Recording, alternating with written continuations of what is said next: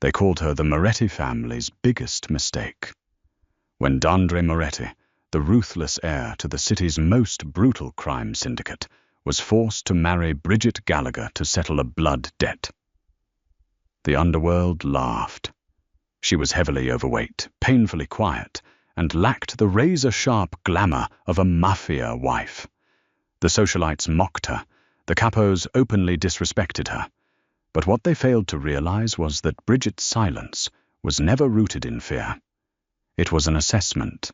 Every insult was filed, every threat was calculated, and one by one, every single enemy who dared to lay a finger on the unwanted chubby bride simply ceased to exist. The cathedral smelled of suffocating white lilies and unspoken contempt. 200 of the most dangerous, influential figures on the eastern seaboard sat in the polished oak pews, their designer suits and tailored dresses hiding holstered weapons and generational malice. At the altar stood Dandre Moretti, tall, sculpted from a lineage of Sicilian violence and radiating a cold, furious energy. He did not want to be here. He did not want the woman walking down the aisle. Bridget Gallagher moved with a slow, deliberate pace.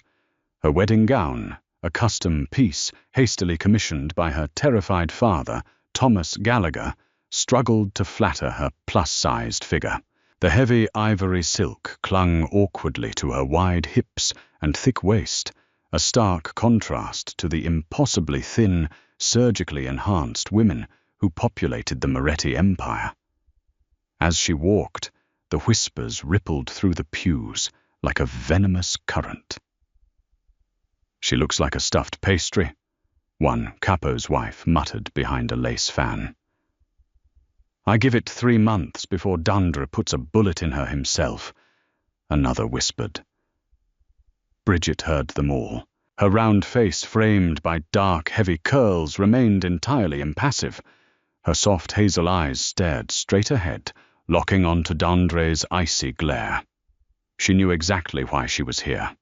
Her father had gambled away $5 million of the Moretti cartel's money.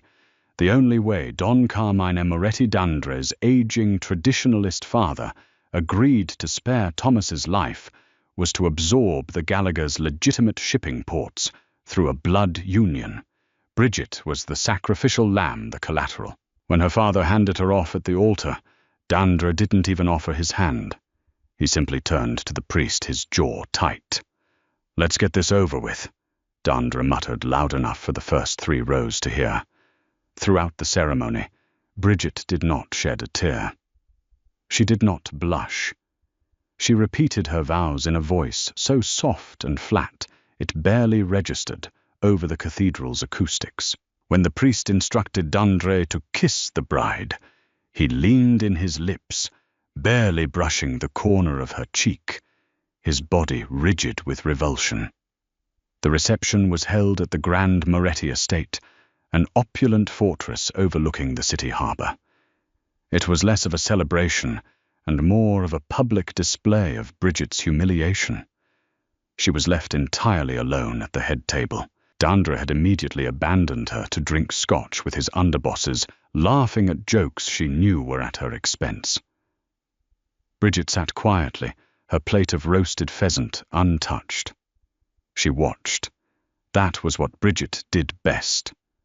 Growing up as the forgotten, overweight daughter of an alcoholic shipping magnate, she had learned early on that being invisible was a superpower. People ignored the fat girl in the corner. They spoke freely around her. They revealed their secrets, their affairs, their weaknesses, assuming she was too dim or too intimidated to understand. She watched Dandre's cousin, Leo Moretti, eyeing the Don's chair with naked ambition. She watched the family's chief accountant sweating profusely as he checked his phone. And she watched Chloe Sterling Dandre's longtime mistress, a slender, striking blonde who looked like she belonged on the cover of Vogue, glaring daggers at her from across the ballroom. Eventually, Chloe, fueled by champagne and arrogance, sauntered up to the head table. She leaned in close to Bridget, her perfume a suffocating cloud of jasmine and malice. "Enjoy the dress, sweetheart." Chloe sneered, her manicured nails tapping the table. "It's the only time you'll ever get to play dress-up. Dandre will be in my bed by midnight. You're just a tax write-off in a tent." Bridget slowly turned her head. She looked Chloe up and down, her expression infuriatingly blank. She didn't cry. She didn't argue. She just offered a tiny, almost imperceptible nod. "Have a pleasant evening, Chloe," Bridget said softly. Chloe scoffed, tossing her blonde hair as she marched away victorious. She had put the fat bride in her place. But as Bridget watched Chloe walk away, a faint, chilling smile touched the corners of her lips. Beneath the heavy silk of her dress, her fingers traced the smooth screen of a heavily encrypted satellite phone hidden in her pocket. Bridget Gallagher was a lot of things. Unwanted, overweight, silent. But she was also the sole architect of the Nightingale Network, a shadow syndicate of fixers, hackers, and cleaners that even the Morettis didn't know existed. And she had just marked her first target. The morning after the wedding, the sprawling master bedroom of the Moretti estate was deathly quiet. Dandre had indeed not come home. Bridget woke alone in the massive four-poster bed. She didn't feel heartbroken. She felt efficient. She dressed in a simple tailored black dress that she had bought herself, rejecting the gaudy, flashy clothes her father had packed for her. As she descended the sweeping marble staircase, the household staff gave her a wide berth, their eyes filled with a mixture of pity and disdain. The cook slammed a plate of dry toast and black coffee in front of her without a word. Bridget ate quietly, scrolling through an encrypted data stream on her tablet. That evening, a mandatory charity gala hosted by the mayor required the newlyweds' attendance. It was a crucial event for the Moretti family's legitimate fronts. Dandre arrived at the estate just 20 minutes before they were due to leave. He reeked of Chloe's jasmine perfume.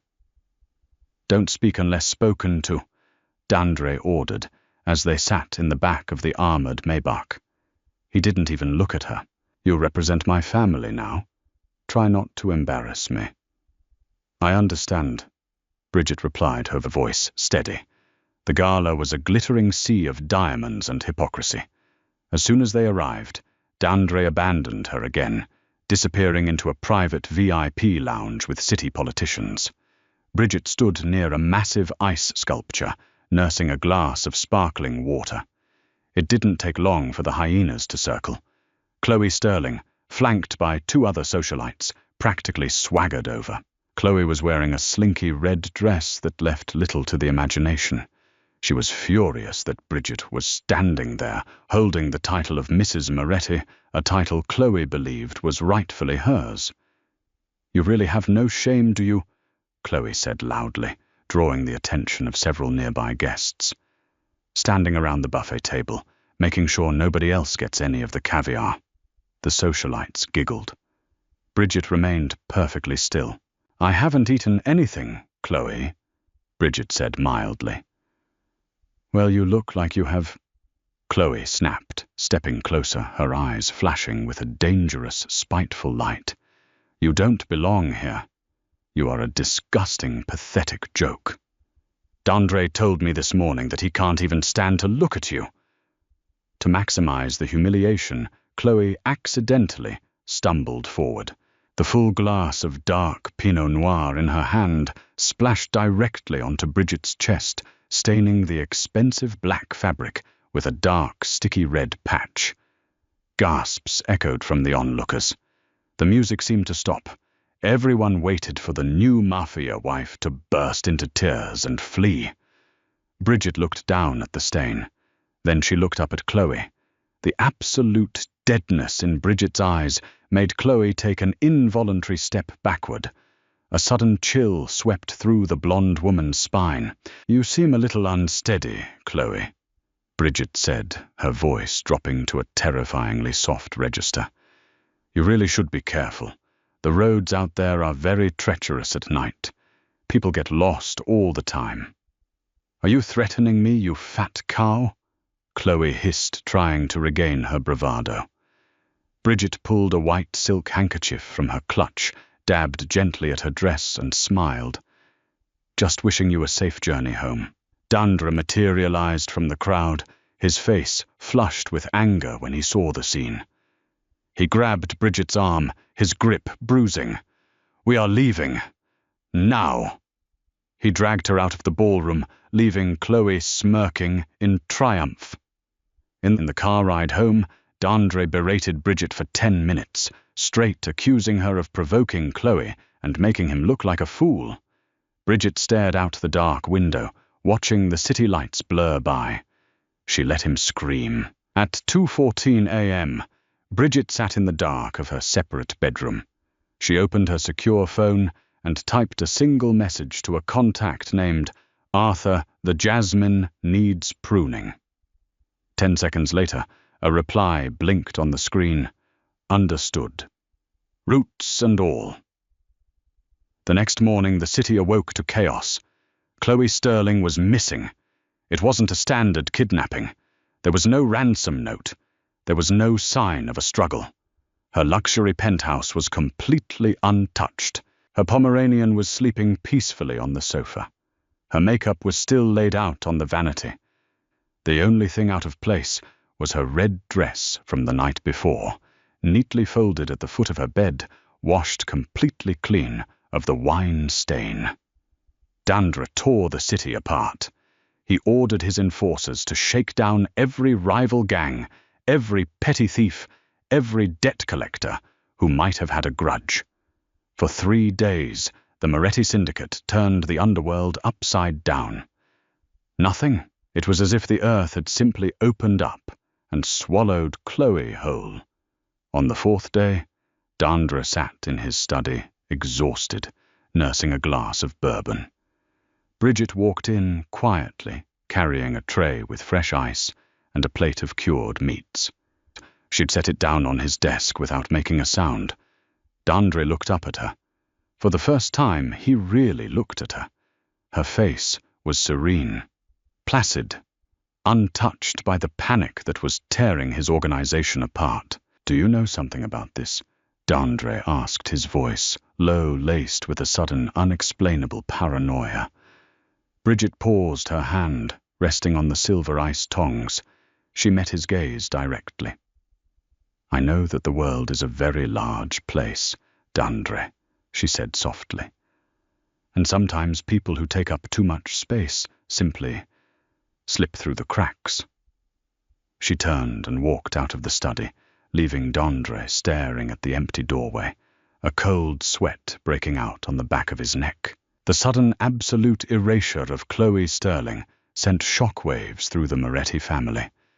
It wasn't just that she was missing, it was the horrifying perfection of her disappearance. No blood, no witnesses, no digital footprint. The police had already classified it as a voluntary disappearance, citing a supposed sudden trip abroad, backed by a perfectly forged flight manifest and passport scan that popped up on their servers. But the underworld knew better. Someone had taken a ghost and made it real. While Dandre was distracted by the loss of his mistress and the sudden vulnerability of his security, his ambitious cousin, Leo Moretti, saw an opening. Leo was a man built of pure, unadulterated greed. He had been skimming from the family's underground casinos for 2 years, funneling millions into an offshore account in the Caymans. With Dandre emotionally compromised, Leo decided it was time to make his move for the throne. But he needed a scapegoat to take the fall for the missing casino funds before the family's auditors caught on. He needed someone disposable, someone nobody liked. He chose Bridget. It was a Tuesday afternoon. The sprawling gardens of the Moretti estate were bathed in golden sunlight. Bridget was sitting on a wrought-iron bench near the rose bushes, reading a heavy leather-bound book on Byzantine history. She wore a loose, comfortable emerald-green dress, blending into the lush foliage. Leo swaggered down the gravel path, flanked by 2 of his personal enforcers, hulking men with broken noses and tailored suits. Leo grinned, revealing a gold-capped tooth. He lit a cigar, blowing the smoke directly into Bridget's face as he approached.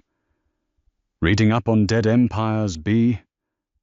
Leo chuckled, stepping uncomfortably close. "Fitting." Bridget didn't look up from her book. She slowly turned a page. "Can I help you, Leo?" "Actually, you can," Leo said, his tone turning sharp and menacing. He pulled a folded stack of ledger printouts from his inside pocket and tossed them onto her lap. "The family accountants are doing a surprise audit tomorrow. They're going to find a $3 million hole in the casino accounts." Bridget glanced at the papers, then finally looked up at Leo. And they're going to trace the routing numbers directly to a dummy corporation set up under your maiden name, Gallagher. Leo smiled a cruel, predatory expression. "Your father's a known degenerate gambler. It makes perfect sense. The fat, resentful bride stealing from the family to pay off her daddy's hidden debts." Bridget's expression didn't change. She didn't panic. She didn't defend herself. She looked at the forged documents, noting the amateurish way the shell company was structured. "You made a mistake, Leo," Bridget said quietly. Leo laughed loudly, looking back at his enforcers who joined in the chuckling. "Oh yeah, what's that pork chop?" "You routed the funds through a bank in Cyprus," Bridget stated, closing her book. "But you didn't mask the IP address of the initial transfer. You did it from the VIP room of your own club. At 3:14 a.m. last Thursday." The laughter died in Leo's throat. The color drained from his face. "How the hell do you know that?" Bridget stood up. Even though Leo was taller, the sheer, immovable weight of her presence suddenly felt suffocating. The air around them seemed to drop 10 degrees. "I am a very quiet person, Leo," Bridget said, taking a slow step toward him. "When you are quiet, you hear everything. I know about the skimming. I know about the Caymans. I know you plan to assassinate Dandre at the docks this Friday." Leo's hand instinctively went to the gun, holstered under his jacket. His enforcers tensed, reaching for their weapons. "You crazy bitch!" Leo breathed, his eyes darting around the empty garden. "I'll kill you right here. I'll tell Dandre you confessed to the theft and pulled a weapon on me." Bridget didn't flinch. She just stared at him with those deep, void-like, hazel eyes.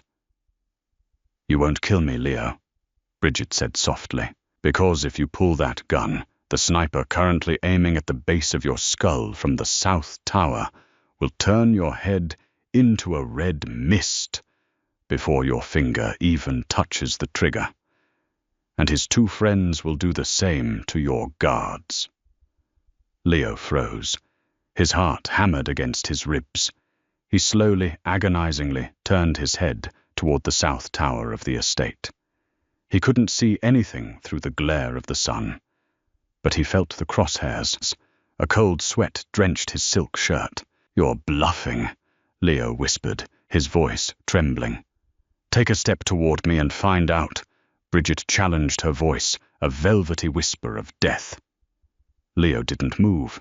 The 2 enforcers beside him swallowed hard, their hands slowly moving away from their jackets. "You have 24 hours to put the money back," Bridget instructed, picking up her book. "If you do, you get to keep your life, and you will leave this city forever. If you don't," she let the sentence hang in the warm summer air. Bridget turned and walked back toward the mansion, her heavy footfalls crunching softly on the gravel. Leo didn't put the money back. His pride wouldn't let an unwanted, chubby bride dictate terms to him. That night, he gathered his most loyal men and prepared to strike the estate, intent on wiping out both Dandre and Bridget in one bloody coup. He never made it out of his compound. The next morning, Dandre was jolted awake by the frantic ringing of his cell phone. It was his underboss. Leo's heavily guarded compound had been breached. But there was no gunfire. No alarms had been tripped. The 20 armed guards patrolling the perimeter had woken up blindfolded and zip-tied to the front gates with absolutely no memory of how they got there. And Leo was gone. Dandre drove to the compound himself, pushing his Maybach to over 100 miles an hour. When he burst into Leo's private office, the room was immaculate. The safe was open, entirely empty. The offshore accounts had been completely drained, the money anonymously donated to 7 different orphanages across the state. On the center of Leo's heavy mahogany desk sat a small velvet jewelry box. Dandre approached it with shaking hands. He popped the lid open. Inside was Leo's signature gold and ruby pinky ring. It was still attached to the severed pinky finger. Tucked beneath the finger was a crisp white card with elegant cursive handwriting. He took up too much space. Dandre stumbled back, his breath catching in his throat. He remembered Bridget's words from the study days ago. People who take up too much space simply slip through the cracks. He drove back to the estate in a daze. The hierarchy of the city's underworld was shattering, and the phantom dismantling it was living under his roof. He walked into the grand dining room. Bridget was sitting at the head of the long table this time, calmly eating a slice of cherry pie. She looked up as Dandre entered. He looked terrified. For the first time in his brutal, violent life, Dandre Moretti realized he was entirely outmatched. "How was your morning, Dandre?" Bridget asked, wiping a crumb from the corner of her mouth. Dandre stared at the woman he had humiliated, the woman he had ignored, the unwanted, chubby bride. Who are you?" He finally whispered, his voice cracking. Bridget took a slow sip of her coffee. The silence stretched heavy and lethal. "I'm your wife," she smiled, "and I think it's time we finally talked about our future." The dining room of the Moretti estate was dead silent, save for the soft clinking of Bridget's fork against the fine porcelain plate. Dandre stood near the doorway, his chest heaving as if he had just run a marathon. He stared at the severed finger resting in the jewelry box he had brought back from Leo's compound, and then at the woman sitting calmly at the head of his table. "I asked you a question," Dandre said, his voice dropping to a harsh, trembling whisper. "Who are you?" Bridget dabbed her lips with a linen napkin, her hazel eyes locking onto his. There was no warmth in her gaze, but there was no malice either. It was the look of a surgeon assessing a patient on the operating table. "I am exactly who you married, Dandre," Bridget replied, her voice smooth and unbothered. "Thomas Gallagher's overweight, unwanted daughter. The punchline to your family's jokes. The woman your father forced you to take to secure the shipping ports." "Leo is gone," Dandre interrupted, stepping closer, his hands balling into fists. 50 armed men guarding his estate, and he vanishes into thin air. Chloe disappears from a locked penthouse. You sit here eating cherry pie, while my family's empire is being systematically dismantled. "Corrected," Bridget said gently. "Not dismantled. Corrected. Leo was skimming from the casinos to fund an offshore account in the Caymans. $3 million to be exact. He planned to frame me for it, and then assassinate you at the docks this Friday to take over the family. Chloe Sterling was actively selling your patrol routes to the Albanian syndicate in exchange for a cut of their weapons trafficking. They were liabilities. I simply pruned the dead branches." Dandre froze. The Albanians. The assassination plot. He had suspected a leak regarding his patrol routes for months, but could never trace it. The sheer volume of information she possessed was staggering. "How?" Dandre demanded, pulling out a chair and collapsing into it. "You've been here less than a month. You don't leave the house. You don't speak to anyone." "That is precisely how," Bridget explained, leaning forward, resting her plump arms on the mahogany table. Since I was a little girl, people have ignored me. They look at my size, my silence, and they assume I am stupid. They assume I am harmless. My father held meetings with the most dangerous men in the city in our living room. They would discuss bribes, hits, and shipments while I sat in the corner reading a book. I became a ghost in my own life. So I started listening. And more importantly, I started recording. She slid a sleek black tablet across the table toward him. Dandre looked down at the screen. It was a live feed of the city's underground financial grid, a staggering, beautifully terrifying web of encrypted data. I call it the Nightingale Network, Bridget continued, a shadow syndicate comprised of hackers, disgruntled fixers, and invisible people just like me. Maids, chauffeurs, accountants. The people who actually run this city, while men like you take the credit and the bullets. I control the information, Dandre. And in this world, information is far more lethal than a gun. Dandre stared at the screen, watching millions of dollars in illicit funds being tracked in real time. A cold realization washed over him. He wasn't married to a victim. He was married to a predator who had disguised herself as prey. "Why are you telling me this?" Dandre asked, his arrogance completely stripped away, leaving only a raw, primal caution. "You could have taken me off the board just as easily as Leo. Because a king needs a kingdom and a kingdom needs a king," Bridget said, closing the tablet. "I have no desire to sit in cigar smoke and negotiate with street thugs. I prefer the shadows. You have the name, the physical presence, the fear. You are the muscle, Dandre. But from now on, I am the brain. If we work together, the Moretti family will rule the eastern seaboard within a year. If you oppose me, you will wake up in a place where nobody will ever find you." Before Dandre could respond, his phone buzzed violently against the wood of the table. He glanced at the caller ID. It was his father, Don Carmine Moretti. Dandre answered it, putting it on speaker out of a sudden unspoken deference to his wife. "Dandre," the raspy, age-hardened voice of the Don echoed in the room. "Leo's compound is empty. Word on the street is that a ghost took him. The 5 families are getting nervous. They think we're weak. Get to my estate immediately, and bring the fat girl. We need to discuss the Gallagher ports." The line went dead. Dandre looked at Bridget. She didn't flinch at the insult. "It seems we have a family meeting," Bridget said, standing up and smoothing out her dark skirt.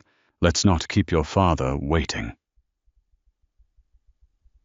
An hour later, the armored Maybach pulled through the iron gates of Don Carmine's fortress. The atmosphere was incredibly tense. Armed guards patrolled the perimeter with assault rifles, their eyes scanning the tree line for an invisible enemy. Inside the Don's cavernous, smoke-filled study, Carmine sat behind a massive oak desk, an oxygen tube discreetly resting beneath his nose. He looked older, frailer, but his eyes were sharp and venomous. Standing beside him was a man who made Dandre's blood run cold. Victor Russo, known on the streets as the Butcher. Victor was a hulking brute of a man, his face a canvas of jagged scars from a lifetime of knife fights and brutal interrogations. He was Carmine's oldest, most vicious enforcer, a man brought in only when the Don wanted to make a public, gruesome example out of someone. "Sit," Carmine ordered, as Dandre and Bridget entered. Dandre took a seat, but Bridget remained standing, her hands clasped calmly in front of her. Victor Russo immediately sneered, looking Bridget up and down with open disgust. "Is the chair not wide enough for you, sweetheart?" Victor grunted, his voice like grinding stones. Dandre tensed, instinctively preparing to defend his wife, but a sharp, imperceptible glance from Bridget kept him in his seat. "I prefer to stand, Mr. Russo," Bridget said softly. It is better for the circulation. Carmine slammed a fist on the desk. Enough. Leo is gone. The city thinks our family is imploding.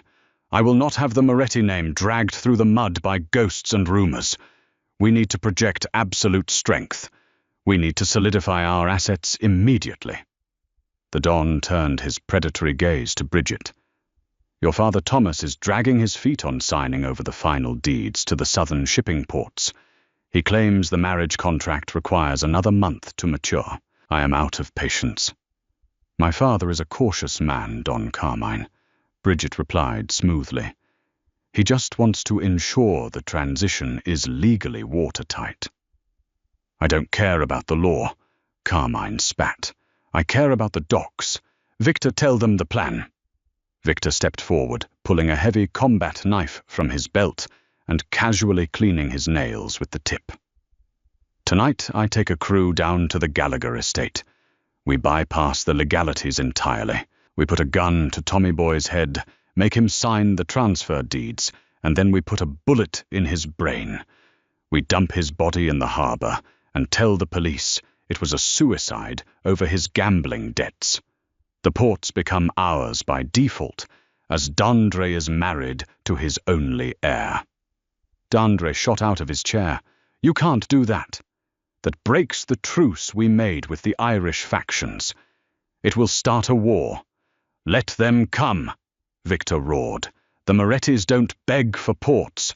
We take them. Your generation is soft, Dandre. You marry the pig to get the farm. I say we just slaughter the farmer. Dandre looked at his father, pleading for reason, but Carmine's face was set in stone. The old man was terrified of losing his grip on the city, and fear made him reckless. It happens tonight, Carmine finalized. Victor handles it. Bridget, you will stay here in the guest wing until the paperwork is filed. If you try to warn your father, Victor will do to you what he's going to do to him. Bridget stood perfectly still. Her father was a drunk, a coward, and he had sold her to monsters to save his own skin. But he was still her father. And more importantly, the southern ports were the central hub for the Nightingale Network's untraceable hardware shipments. I understand, Don Carmine. Bridget said, her voice a flat, dead calm. Victor laughed, a harsh, barking sound. Good girl, go wait in your pen. As Bridget turned and walked out of the study, she reached into the deep pocket of her cardigan.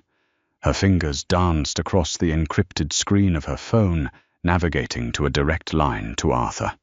The butcher is heading to the slaughterhouse, she typed rapidly without looking. Ready the hooks. No blood in the water. At midnight, a heavy fog rolled into the harbor, blanketing the city in a damp, suffocating grey. Victor Russo sat in the passenger seat of a black SUV, leading a convoy of 3 vehicles toward the Gallagher estate on the cliffs overlooking the sea. He was practically vibrating with anticipation. He loved the old ways. He loved the fear in a man's eyes, right before the end. Kill the headlights, Victor growled to his driver as they approached the private winding road leading to Thomas Gallagher's mansion. The 3 SUVs went dark, crawling up the asphalt like massive black beetles. Victor checked his suppressed pistol, a cruel smile twisting his scarred face. He planned to make Thomas Gallagher squeal before he pulled the trigger. Sir, the driver said, his voice laced with confusion. The gate, it's already open. Victor frowned, leaning forward. Through the dense fog, he could see the massive wrought-iron gates of the Gallagher estate standing wide open. There were no guards. There were no lights on in the mansion. The entire property was completely dead. Stay sharp. Might be a trap, Victor ordered, clicking his radio. Team 2, secure the perimeter. Team 3, with me through the front door. The SUVs rolled to a halt in the circular driveway. Victor stepped out the gravel, crunching loudly beneath his heavy boots. The silence of the estate was unnatural. Even the crickets seemed to have stopped chirping. He kicked the heavy oak front door. To his surprise, it swung open, effortlessly unlatched. Tommy, Victor roared into the dark foyer, sweeping his flashlight across the grand staircase and the opulent chandeliers. Come out, Tommy. The rent is due. Only the echo of his own voice answered him.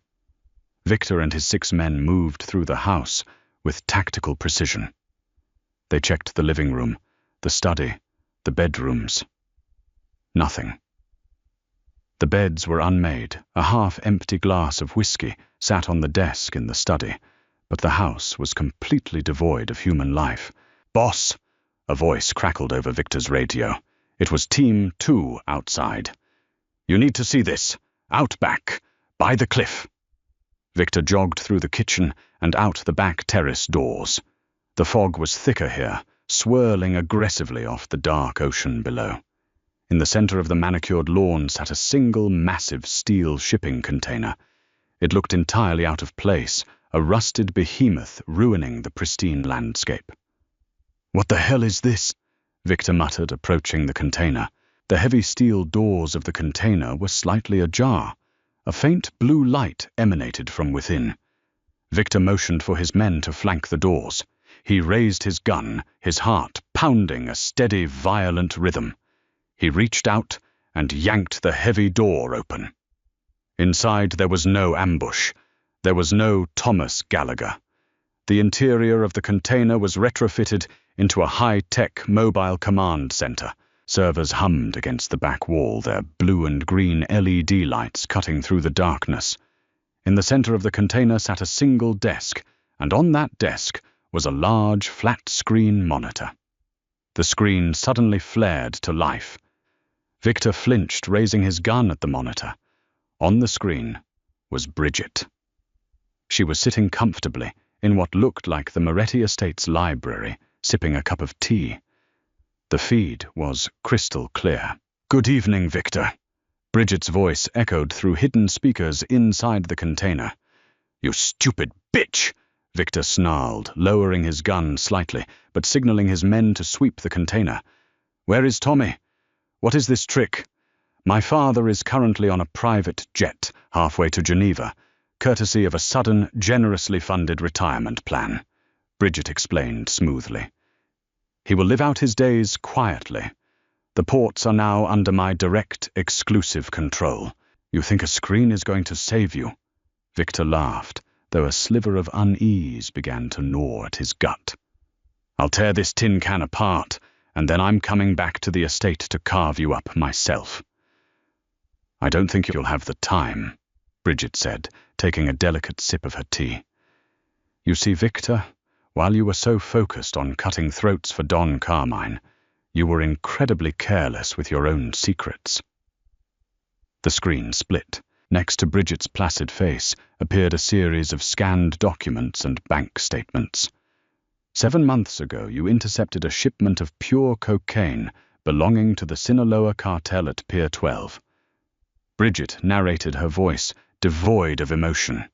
"You told Don Carmine the feds raided it, but you kept the product, moved it through a shell company in Baltimore, and pocketed $8 million. Victor felt the blood drain from his face. His men standing behind him suddenly shifted uncomfortably, exchanging nervous glances. Stealing from this cartel was a death sentence. Stealing from Don Carmine was worse. "That's a lie," Victor barked, his voice lacking its usual thunder. "Fake documents." "The cartel doesn't care much for forensic accounting, Victor," Bridget continued, "which is why 5 minutes ago I sent these documents along with the GPS coordinates of your secret stash house in Queens directly to the cartel's regional boss. And as an insurance policy, I also sent the unredacted ledgers to Don Carmine." Panic, pure and unadulterated, finally struck the butcher. He lunged toward the monitor, raising his gun to smash it. "Shut it off," he screamed. "One last thing, Victor." Bridget's voice cut through the air, freezing him in his tracks. "Your men behind you, the ones you trust with your life." Victor slowly turned his head. His 6 enforcers, the men he had trained and bled with, all had their weapons raised. But they weren't pointed at the door. They were pointed directly at him. I transferred $1 million into each of their offshore accounts exactly 10 seconds ago, Bridget stated calmly. Their instructions are very simple. The container doors close. The lock is sealed. Boys, put the guns down, Victor pleaded, holding his hands up the combat knife, suddenly feeling like a child's toy. She's playing us. Goodbye, Victor. The screen went black. Before Victor could scream, the butt of a rifle cracked hard against the back of his skull. He collapsed to the steel floor, his vision blurring, the taste of copper flooding his mouth. As he slipped into unconsciousness, the last thing he heard was the deafening clang of the heavy steel doors slamming shut, plunging him into absolute, inescapable darkness. The next morning, Don Carmine awoke to a frantic knocking on his bedroom door. It was his head of security. Carmine threw on a silk robe and hurried down to his study. Dandre was already there, pacing the floor, his face pale. "What happened?" Carmine rasped, coughing into a handkerchief. "Did Victor get the signatures?" Dandre pointed a shaking finger at the center of the Don's oak desk. Resting perfectly in the center was Victor Russo's bloody combat knife. Underneath the blade was a fresh printed copy of the bank ledgers proving Victor's theft from the family, and a printed screenshot of an email confirming that an anonymous tip had been sent to the cartel. But the final blow was the shipping manifest pinned beneath the knife. It detailed a single heavily reinforced steel container loaded onto a cargo ship bound for Bogota, Colombia. The contents were listed simply as scrap meat. Carmine staggered backward, collapsing into his heavy leather chair. He stared at the knife, his chest heaving as he struggled for oxygen. Victor Russo, his most feared weapon, a man who had survived 3 decades of gang wars, had been utterly erased in a single night without a single shot fired by the Moretti family. The study door clicked open. Bridget walked in. She was wearing a beautifully tailored dark plum dress that commanded the room. She carried a silver tray with a fresh cup of espresso and set it gently in front of Don Carmine. The old Don looked up at her, terror blooming in his milky eyes. He finally saw the phantom that was tearing his world apart. "Good morning, Don Carmine," Bridget said, her voice a gentle, chilling melody. "I reviewed the paperwork for the southern ports. The transfer is complete. I will be managing the logistics moving forward to ensure the family's security." Carmine looked at Dandre silently, begging his son for an explanation, for a way out. But Dandre just stood there, his eyes lowered to the floor in absolute submission. "Is there a problem, Don Carmine?" Bridget asked, tilting her head slightly. Carmine looked at the bloody knife, and then at the unwanted chubby bride who now held his empire by the throat. The old wolf was beaten. "No," Carmine whispered, his voice trembling as he picked up the espresso cup with shaking hands. "No problem at all. Bridget." The atmosphere within the Moretti estate shifted overnight. The terrified whispers that once mocked the unwanted chubby bride morphed into a breathless, suffocating reverence. The household staff who had previously served her cold coffee and stale toast now presented elaborate multi-course breakfasts with trembling hands. The armed guards stationed in the hallways averted their eyes when she walked past.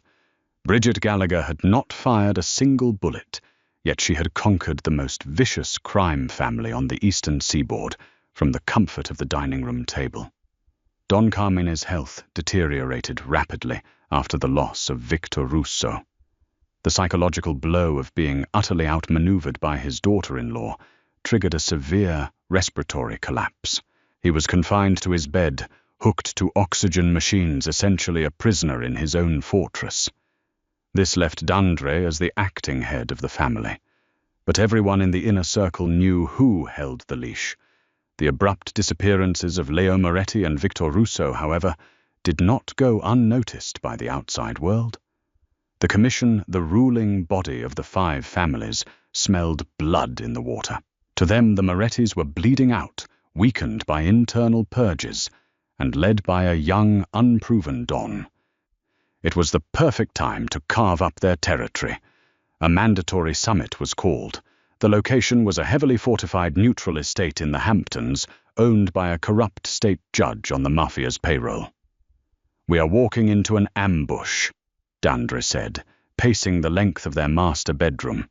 He was wearing a custom Brioni suit, but sweat beaded on his forehead. "Salvatore Greco is leading the summit. He's the boss of the Lucchese faction. He's ruthless, Bridget. He's bringing his top capos. They're going to demand the southern ports and the casino revenues, or they're going to declare a street war." Bridget sat at her vanity, carefully applying a deep, matte red lipstick. She wore a heavy dark navy dress, tailored to her wide frame, draped with a stunning, understated string of South Sea pearls. She looked completely undisturbed. "Let them declare what they wish, Dandre," Bridget said, pressing her lips together. "A war requires resources. Resources require access. They have neither." "You don't understand, Greco," Dandre pleaded, stopping behind her to look at her reflection in the mirror. "He doesn't use computers. He doesn't have offshore accounts you can hack. He's old school. He deals in cash buried in the walls and loyalty bought with blood. Your Nightingale network can't touch a ghost who doesn't leave a digital footprint." Bridget finally turned around. She looked at her husband, a man who, just weeks ago, couldn't bear to touch her. Now he looked at her, as if she were the only thing keeping him alive. "Everyone leaves a footprint, Dandre," she said softly. "Some just require a different type of illumination. We are going to the Hamptons." The summit was held in a massive wood-paneled library overlooking the Atlantic Ocean. 30 heavily armed men secured the perimeter. Inside, Salvatore Greco sat at the head of a long mahogany table. Greco was a man carved from old Sicilian stone, with a graying beard and eyes like black ice. 3 other family bosses flanked him. When Dandre entered, followed quietly by Bridget, Greco didn't bother to stand. He took a slow drag from his cigar and let out a harsh, gravelly laugh. "Dandre," Greco sneered. "I heard Carmine was on his deathbed, but I didn't realize things were so bad you had to bring your wife to hold your hand. And my God, they weren't lying about the size of her. Tell me, does she double as your human shield?" The other bosses chuckled darkly. Dandre's jaw tightened, his fists clenching at his sides. He opened his mouth to defend her, but Bridget gently placed a hand on his forearm, silencing him. She walked past Dandre, her heavy footsteps echoing in the quiet room, and took a seat directly opposite Greco. She didn't say a word. She simply reached into her designer handbag, pulled out a small, foil-wrapped square of dark chocolate, unwrapped it, and placed it on her tongue. "I don't do business with women." Greco spat his amusement, quickly turning to disdain. "Especially not pigs who don't know their place. Get her out of here, Dandre, before I have my men throw her off the balcony." "My wife stays," Dandre said, his voice surprisingly steady, bolstered by the terrifying calm radiating from Bridget. "Fine. Then she can listen to you surrender." Greco leaned forward, planting his elbows on the table. "Here are the terms. The Moretti family is unstable. You've lost your top enforcers. You will cede the southern shipping ports to my family effective at midnight. You will also hand over 40% of your underground casino revenue as a tax to the commission. If you refuse, we wipe you off the map by sunrise." Dandre looked at Bridget. The room waited for his answer. Bridget swallowed. The chocolate wiped her fingers on a napkin, and finally looked Greco in the eye. "Salvatore," Bridget said, her voice a soft, polite murmur that commanded absolute silence. "You are correct. You do not use banks. You do not use smartphones. You are very careful." Greco frowned, his eyes narrowing. "Who gave you permission to speak? But your wife Isabella is not so careful. Bridget continued, smoothly ignoring his threat. She enjoys the finer things. Specifically, she enjoys the private art auctions in Geneva. And your underboss, Paulie, he enjoys the high-stakes baccarat tables in Macau. What is this nonsense? One of the other bosses muttered. 2 days ago, I had the Nightingale Network cross-reference the travel logs of every person in your inner circle with international law enforcement databases. Bridget said, pulling a thin black folder from her bag and sliding it across the polished wood toward Greco. Greco didn't touch it. He just stared at her. You deal in cash, Salvatore, but your people launder it, and they are sloppy, Bridget explained, leaning back in her chair. Inside that folder are the exact coordinates of the 3 storage facilities in Brooklyn where you currently have $90 million in untraceable cartel cash sitting on wooden pallets, the money you are holding for the Juarez Syndicate. The color rapidly drained from Greco's face. He snatched the folder, flipping it open. His hands began to shake as he looked at high-resolution satellite photos and printed ledger codes. If we do not leave this room with our territory intact. Bridget whispered, the softness of her voice cutting through the tension like a straight razor. I will press one button on my phone. An anonymous tip containing this exact file will be sent to the FBI's Organized Crime Division, the DEA, and more importantly, to the Juarez cartel's Sicario network. The feds will take your freedom, Salvatore. But the cartel will take your family. They will skin your careful wife alive for losing their money. Silence descended upon the library. It was a thick, choking silence. The other bosses slowly leaned away from Greco, instantly distancing themselves from a man who was seconds away from a cartel death sentence. Greco looked at the fat, quiet woman sitting across from him. He saw no bluff in her hazel eyes. He saw only a cold, calculated abyss. You, Greco stammered, the cigar falling from his fingers onto the table. You're a monster. No, Salvatore. Bridget smiled faintly. I am just a woman who takes up a lot of space. Now I believe you were just telling my husband that the Commission recognizes the Moretti family's exclusive claim to the southern ports. Isn't that right? Greco swallowed hard, his throat dry. He looked at his fellow bosses, finding no support. He looked back at Bridget. Yes, Greco whispered, utterly defeated. The ports belong to the Morettis. Excellent, Bridget said, standing up and smoothing her navy dress. Dandre, I think we are finished here. I'd like to go home now. My feet are hurting. Within 6 months, the landscape of the city's underworld had been completely rewritten. The 5 families still existed in name, but in practice they answered to the Moretti Syndicate. There were no bloody street wars. There were no public assassinations. Enemies of the family simply received a black envelope containing their most damning, deeply buried secrets, along with a set of instructions. They either complied, or they vanished into the digital and physical ether. Don Carmine passed away in his sleep on a cold Tuesday in November. His funeral was a massive, ostentatious affair, attended by politicians, police chiefs, and mobsters alike. Dandra stood at the front, accepting their condolences, playing the role of the grieving, powerful heir. But behind the scenes, the true coronation had already happened. It was late in the evening on the day of the funeral. The Moretti estate was quiet, the last of the mourners having cleared out. Bridget was in Don Carmine's old study, which was now her study. She had redecorated it entirely.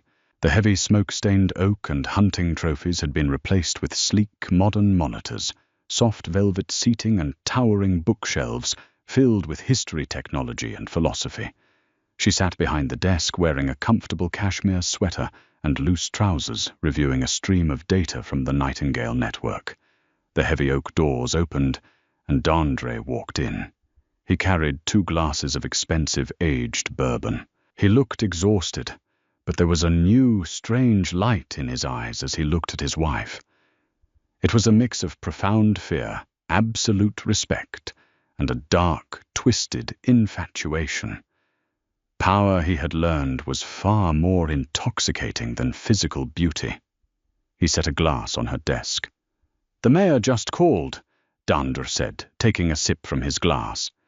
"He agreed to fast-track the permits for our new legitimate shipping company. Greco signed over his union contacts this morning. We own the city, Bridget." "We stabilized the city, Dandre," Bridget corrected, without looking up from her screens. "Ownership is a liability. Control is an asset." Dandre walked around the desk, standing close to her chair. He reached out his hand, hesitating for a fraction of a second, before gently resting on her shoulder. It was the first time he had willingly touched her since the awkward, forced kiss at their wedding.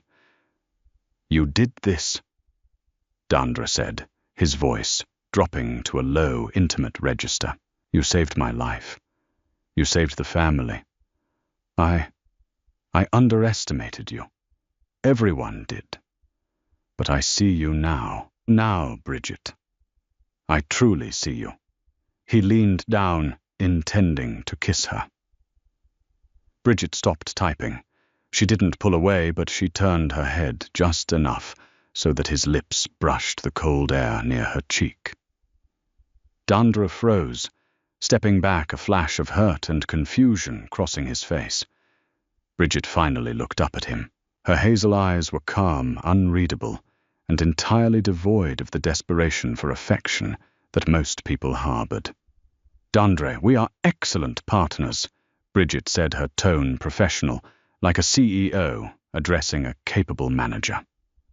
"You play the face of this empire brilliantly. You command respect on the streets, and you execute the physical logistics flawlessly. We have built a dynasty."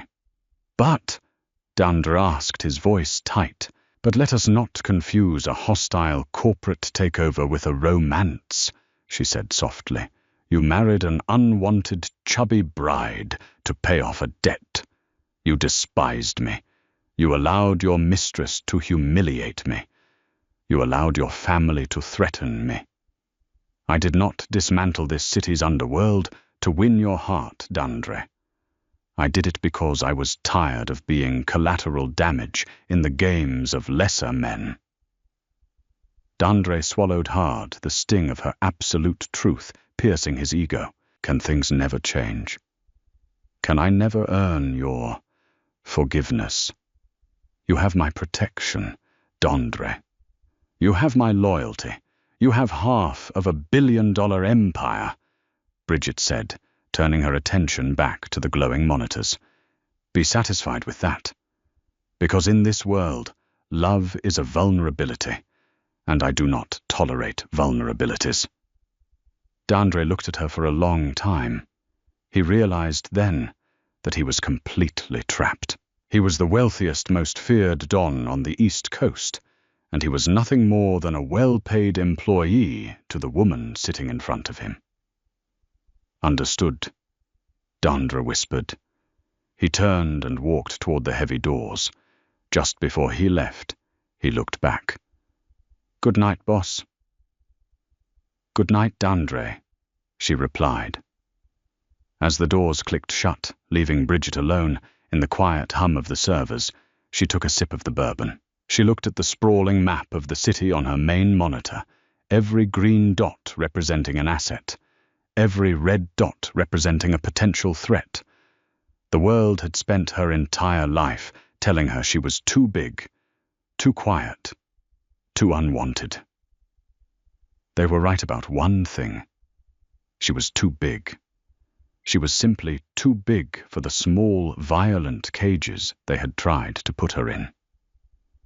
The unwanted bride took another sip, her reflection glowing in the light of the monitors.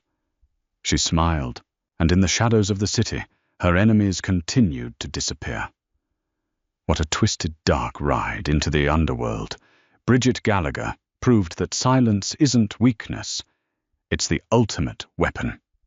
If you were captivated by how the unwanted, chubby bride outsmarted the most dangerous men in the city without ever firing a single shot. Make sure you hit that like button right now. It really helps the channel grow.